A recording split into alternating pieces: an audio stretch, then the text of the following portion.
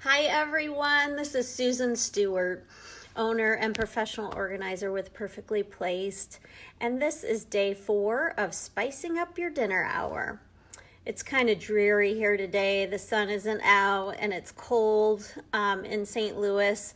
I hope if you're from out of St. Louis, I hope you're having a warmer and sunny day. Anyway, back to the dinner hour. Hopefully, the reason I'm doing these videos is I just want to bring something positive and some cheer and something fun to look forward to for families. The best thing, one of the best things for me and my family is that we're getting to have meals together all the time. And both of my kids are in college, but even when they're not in college, it's just hard with busy schedules and sports and activities and all those kinds of things.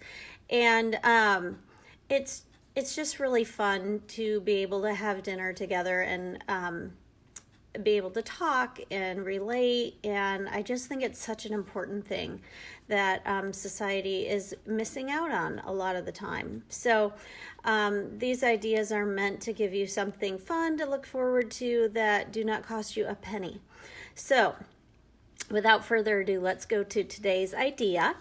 And by the way, if you are trying any of these ideas, please, I would love to hear about them. What have your experiences been? Send a picture, put a little note, just anything, just to let me know, and give new ideas too. It's not like I'm the corner on the market on fun ideas for dinner.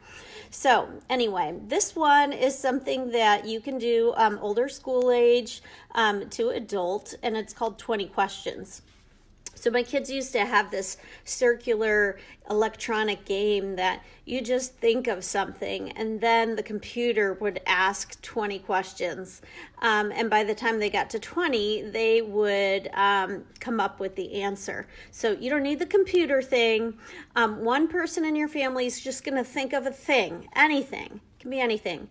And then everyone in the family, you can go around the circle or whatever, everyone is going to ask a yes/no question. So every question has to be yes/no, like, is it a person? Is it an animal? Those kinds of things. And hopefully by 20 questions, you will be able to guess what that person is thinking of. So have fun with that idea. And thanks, and we'll see you tomorrow.